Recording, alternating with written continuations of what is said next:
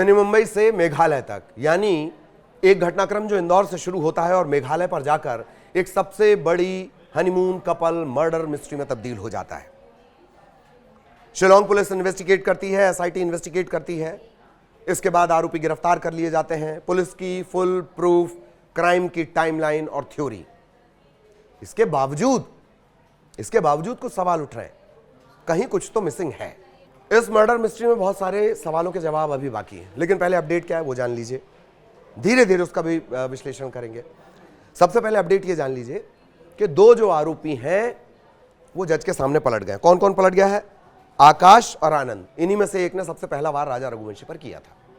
इस सबसे बड़ी मर्डर मिस्ट्री में बाध्य नहीं है वो कि जो पुलिस के सामने उन्होंने बयान दिया वही बयान वो जज के सामने दें, और उनके बयान जो पुलिस के सामने दिए गए हैं वो इसमें दो धाराएं शामिल होंगी बीएनएस की, भारतीय न्याय संहिता की, 180 और 183। लेकिन जज के सामने जो बयान दिया जाएगा वो मान्य होगा।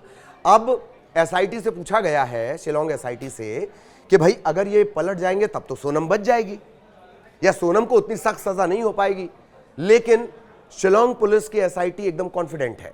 कॉन्फिडेंट उनका कहना है कि हम एफएसएल का वेट कर रहे हैं, जो फॉरेंसिक लैब से जो रिपोर्ट आएगी वो एक सॉलिड एविडेंस होगा, इन लोगों के जो चैट्स हैं वो एक सॉलिड एविडेंस होगा। तो चाहे आरोपी पलट जाए अपने बयान से कोई फर्क नहीं पड़ेगा। पर जानकार कह रहे हैं कि अगर इसी तरह से राज पलट जाता है या राज कुछ और बोल देता है जज के सामने और बाकी के आरोपी कुछ और बोल देते हैं, तब क्या ये केस कमजोर हो जाएगा और सोनम बच निकलेगी? ये इस वक्त का सबसे बड़ा अपडेट है जो जज के सामने हुआ है। इसके अलावा जिन कुछ सवालों का मैं जिक्र कर रहा हूं, अब उसे सिलसिलेवार जानते हैं। कहीं कुछ तो मिसिंग है। सोनम की खामोशी वो मिसिंग है। परिवार के जो आरोप हैं लगातार, राजा रघुवंशी का परिवार ये कह रहा है कि ये मामला सिर्फ इतना नहीं है। उनका कहना है नार्को टेस्ट होना चाहिए राज और सोनम का, तभी हकीकत सामने आएगी। बार बार ये बात निकल कर आ रही है। अब क्या हो रहा है कि जो शिलोंग पुलिस बोल रही है जानकारी तो वही है। अब इसमें सवाल क्यों उठ रहे हैं? 99% अगर सबूत मिल गए हैं तो फिर 3 आरोपियों की रिमांड शिलोंग ले जाकर क्यों ली जाती है?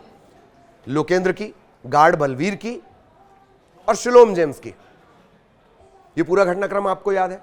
शिलोम जेम्स वही प्रॉपर्टी डीलर है जिसने पहले सबूत फेंके और फिर शिलोंग पुलिस के साथ नाले में उतरकर उसी ने वो सबूत निकालकर शिलोंग पुलिस को दिए। आपको याद आ जाएगा, शिलोम जेम्स प्रॉपर्टी का एक कारोबारी है। इन तीनों की फिर से रिमांड ली गई है। तो क्या कुछ मिसिंग है?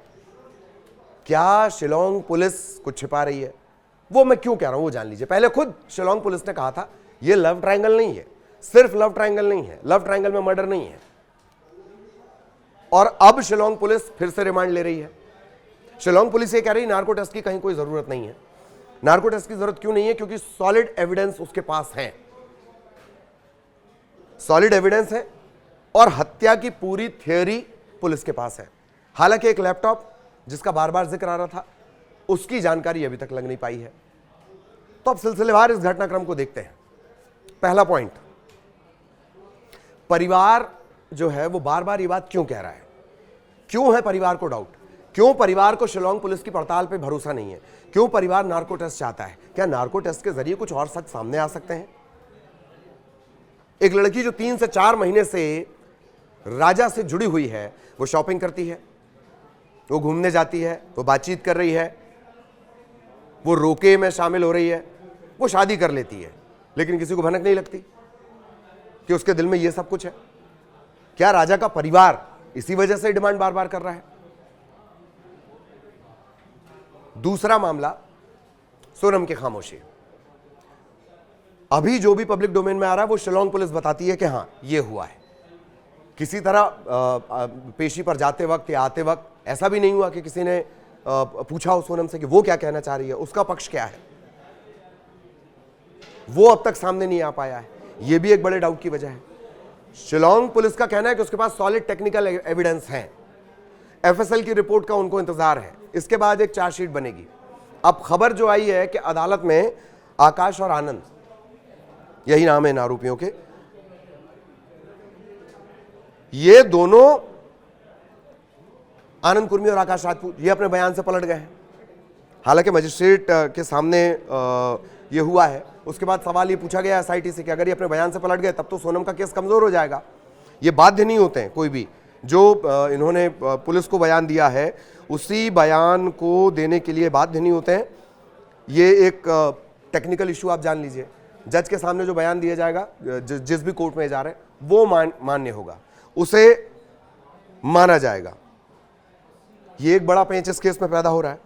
इसके अलावा अगर मान लीजिए कि 3 और आरोपी जो हैं, जो अभी जिनको रिमांड पर लिया गया है, जिनकी अरेस्टिंग बाद में हुई है, जिन्हें लेकर शिलोंग, इंदौर से शिलोंग ले जाया गया है, अगर वो भी बयानों में झोल कर देते हैं तो तब क्या सिर्फ technical evidence, chat, WhatsApp, mobile location, pistol जो इस्तेमाल ही नहीं हुई है, या वो हथियार जो बरामद हुए, मौसम कैसा था?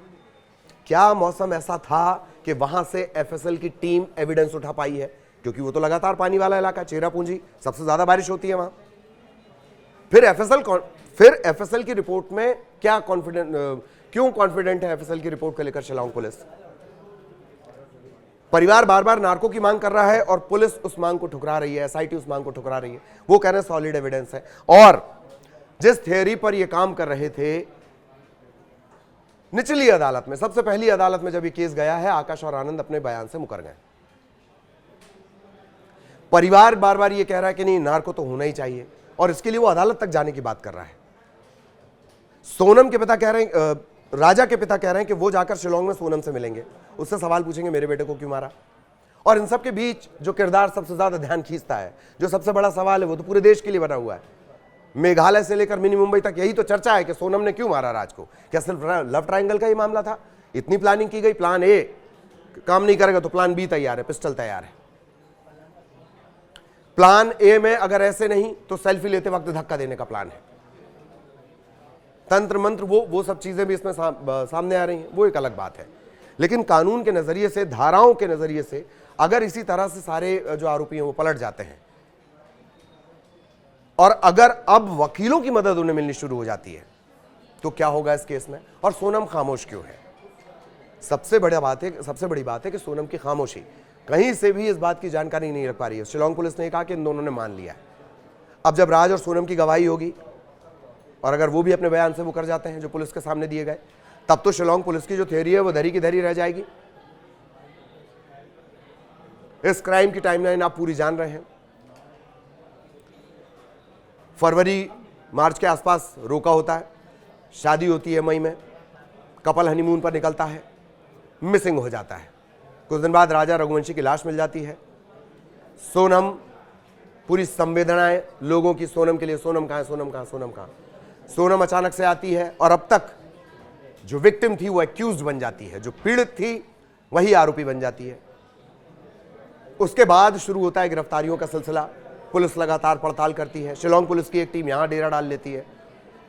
वो घटनाक्रम भी आपने देखा, नाले में शिलोंग पुलिस उतरी हुई है सबूतों की तलाश में। तो क्या ये जो साक्ष्य हैं वो इतने मजबूत अदालत में टिक पाएंगे? वो भी तब जबकि 2 आरोपी अपने बयान से पलट गए। क्योंकि उन बयानों की, ये आपने फिल्मों में अक्सर देखा होगा कि पुलिस के सामने बयान कुछ और दिए जाते हैं, अदालत में जज के सामने कह दिया जाता है इसने मेरे को बहुत मारा इसलिए मैं ये बयान दे रहा हूं। तो कहीं ऐसा तो नहीं कि overconfident Shillong police narco test न करवाकर केस को कमजोर कर देगी? और केस कमजोर हो जाता है तो क्या सोनम को सजा हो पाएगी? ये तमाम इस पूरे मर्डर मिस्ट्री की टाइमलाइन है। आगे भी जो अपडेट होगा वो भी आप तक पहुंचाएंगे। नमस्कार।